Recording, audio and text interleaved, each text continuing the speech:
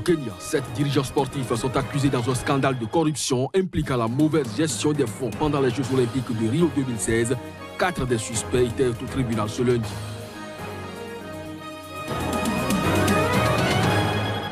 Le comité d'urgence de l'Organisation mondiale de la santé a annoncé la tenue d'une réunion le 17 octobre. Cette réunion sur l'épidémie d'Ebola en République démocratique du Congo aura lieu à Genève.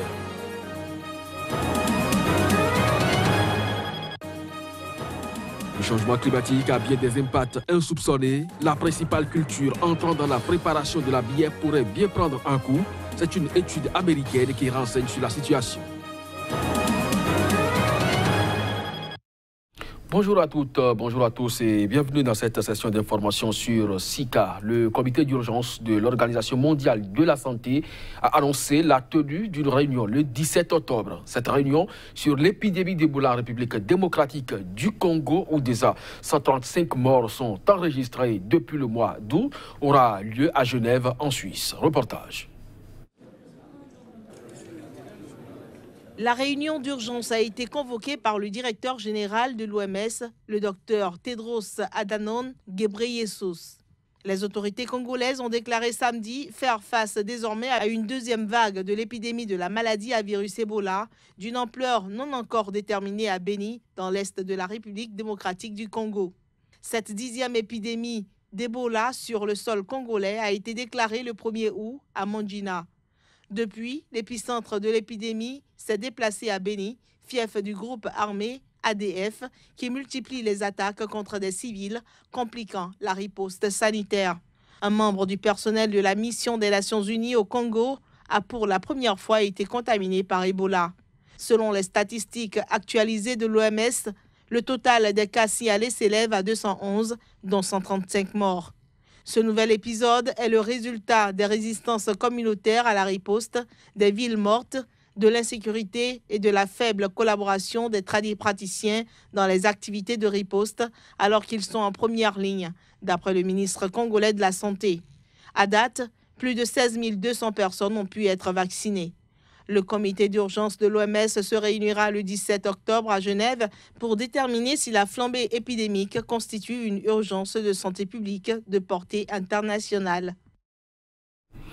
Au Kenya, 7 dirigeants sportifs sont accusés dans un scandale de corruption impliquant la mauvaise gestion des fonds pendant les Jeux Olympiques de Rio 2016. 4 des suspects étaient au tribunal ce lundi, tandis que 3 étaient absents, dont Hassan Wario, actuel ambassadeur du Kenya en Autriche, et Kip Keino, double champion olympique de demi-fond et ex-président du comité olympique kenyan. Les images. 7 dirigeants sportifs kenyans ont été inculpés ce lundi pour corruption et détournement de fonds lors des Jeux Olympiques 2016 à Rio de Janeiro. 4 d'entre eux ont été présentés devant le tribunal de Nairobi, pendant que 3 étaient absents, dont Hassan Wario, actuel ambassadeur du Kenya en Autriche, et Kip Keino, double champion olympique et ex-président du comité olympique kenyan. Le juge a prévenu qu'il lancerait des mandats d'arrêt à destination des 3 absents s'ils ne se présentaient pas d'eux-mêmes devant la justice avant jeudi. Les accusés présents ont plaidé non coupables et ont été libérés sous caution. Tous les accusés doivent être libérés sous caution de 2 millions de shillings kenyans avec une caution d'un montant similaire ou une caution en espèces d'1 million de shillings kenyans. Si le 18 octobre 2018, à 6 heures du matin, les accusés ne se sont pas présentés à la DCI, des mandats d'arrêt seront délivrés immédiatement. Les 7 dirigeants doivent répondre d'accusations d'abus de pouvoir et de non-respect des lois sur la gestion des fonds publics en lien avec le détournement de plus de 500 000 $ lors des JO 2016. La corruption est fréquente au Kenya, où des millions de dollars d'argent public sont détournés chaque année. Au JO 2016, des tenues d'athlètes kenyans avaient également été volées par des officiels. En Côte d'Ivoire se tient depuis ce lundi à Daoukro le 6e congrès extraordinaire du PDCI. Ce congrès intervient au lendemain d'élections locales tendues et alors que la rivalité avec son ex-allié du RHDP est à son paroxysme. Le parti est également traversé par des dissensions internes et la fronde d'une partie des cadres restés favorables à l'adhésion au parti unifié avant 2020. 6e congrès extraordinaire du PDCI. Les assises prévues pour ce lundi à Daoukro interviennent au lendemain d'élections locales tendues et alors que la rivalité avec son ex-allié du RHDP est à son paroxysme. Le congrès du parti est également traversé par des dissensions internes et la fronde d'une partie des cadres restés favorables à l'adhésion au parti unifié avant 2020. Baptisé Congrès de la stabilité et de la clarification par ses organisateurs, ces assises se tiennent dans un climat d'incertitude pour le PDCI qui, comme les autres forces politiques, ne connaît pas encore les résultats officiels complets. Toutefois, les résultats partiels montrent que le parti d'Henri Konan Bédié réussit pour le moment à se maintenir. La rivalité avec l'ex-allié RHDP sera donc au cœur de ce congrès, vu le climat de tension qui prévaut autour des municipales dans un certain nombre de communes comme le Plateau. Début octobre, le PDCI avait d'ailleurs exclu temporairement de ces instances une vingtaine de ses cadres jugés trop proches de la coalition au pouvoir. Des cadres qui, pour certains, ont été élus samedi sous la bannière RHDP, parfois contre le PDCI, et dont l'exclusion définitive devrait être examinée lors des assises de ce lundi. Au Sénégal, le secteur de la justice est paralysé depuis 2 semaines. Aucun document administratif n'est délivré. À travers ce mouvement de débrayage, le personnel de la justice réclame le respect des accords signés avec le gouvernement. Reportage sur place, Tchèque Berté, notre correspondant. C'est vendredi matin, le palais de la justice est encore déserti. Cela fait 2 semaines que le tribunal tourne au ralenti. Greffiers et personnel administratif sont en grève depuis le 1er octobre. Aucun service n'est assuré. Théodore et sa femme sont venus chercher l'acte de naissance de leur fille, mais ils repartent sans le document. Ça nous pénalise parce que déjà c'est une journée de perdu et puis encore il faut payer le transport 2 fois. Et ensuite encore se réveiller, revenir, on ne sait pas s'ils seront en grève de nouveau. Donc ça fait la 2e fois qu'on vient, on ne sait pas la 3e fois si ça va marcher et combien de temps ça prendra aussi. En cause de cette grève, le personnel de la justice dénonce les promesses non tenues par le gouvernement sénégalais, notamment sur la hausse des salaires. C'est la grève la plus longue dans le secteur de la justice. Pour l'heure, aucune rencontre n'est prévue entre les 2 parties et les 1300 travailleurs de la justice sur l'ensemble du territoire ne sont pas prêts à lâcher le bras de fer. Nous nous attendions à ce que la fin du mois passé, à ce qu'il y ait une augmentation des indemnités, mais à notre grande surprise, rien n'a été fait. Les gens sont révoltés de savoir que de l'argent a été, une enveloppe a été prévue par la loi de finances, votée à l'Assemblée nationale, et que les gens ne veuillent pas procéder à l'exécution de cette loi. Contactés, les autorités judiciaires n'ont pas pu s'exprimer, mais le ministre de la Justice en déplacement s'est dit ouvert au dialogue. Il a quand même affirmé qu'il y aura une ponction sur le salaire des grévistes. La situation risque de perdurer. Les travailleurs de la justice expliquent que la grève pourrait se poursuivre toute cette semaine.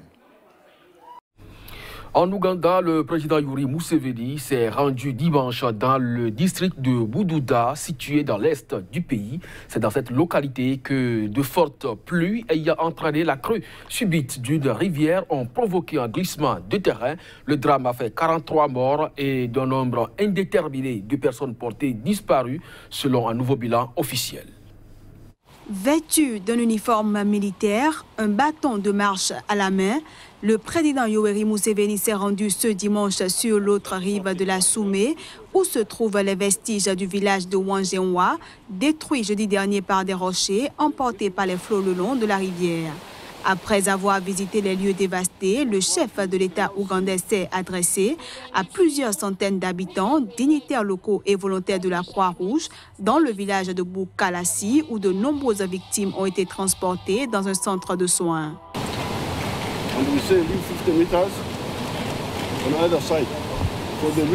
Nous avons dit de laisser 50 mètres de chaque côté de la rivière, mais les autorités locales ne l'ont pas mise en œuvre. Les gens ne sont pas sensibilisés non plus et nous finissons par perdre des gens dans cette situation.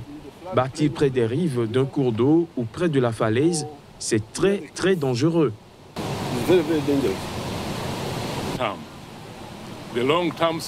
La solution à long terme est de s'assurer que les personnes qui se trouvent dans des zones très dangereuses soient relogées ailleurs, afin qu'elles puissent s'éloigner de ce danger imminent qui peut arriver à tout moment. Plus de 850 personnes ont dû quitter leur domicile à cause de la catastrophe. Le Premier ministre Ruakana Rungunda, qui a annoncé que les recherches de victimes se poursuivent, a revu ce dimanche le bilan du désastre à la hausse. 43, c'est le nombre de morts, mais ils en cherchent encore plus au cas où.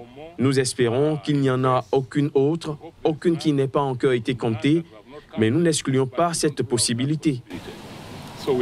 Le précédent bilan faisait état de 41 morts et d'un nombre indéterminé de personnes portées disparues. En mars 2010, au moins 100 personnes avaient été tuées dans cette région montagneuse, située à la frontière entre l'Ouganda et le Kenya et qui est une zone à haut risque de glissement de terrain. La recrudescence de vagues de chaleur, de sécheresse devrait faire plonger la production d'orge et avec elle celle de bière. Le changement climatique a bien, comme vous le constatez, des impacts insoupçonnés. Les événements extrêmes affectant la production d'orge devraient rendre la boisson alcoolisée la plus populaire au monde plus rare et plus coûteuse, d'après une étude publiée lundi. Que les amateurs des diverses sortes de bières préparent mieux leur bourse. Le professeur en économie du changement climatique, Dabo Gwan, a déclaré qu'une baisse de la production mondiale d'orge entraîne une baisse encore plus grande de la production d'orge consacrée à la bière. Seule l'orge de la meilleure qualité, soit moins de 20% de l'orge mondiale, est consacrée à la production de bière. Le reste sert notamment à nourrir les animaux d'élevage.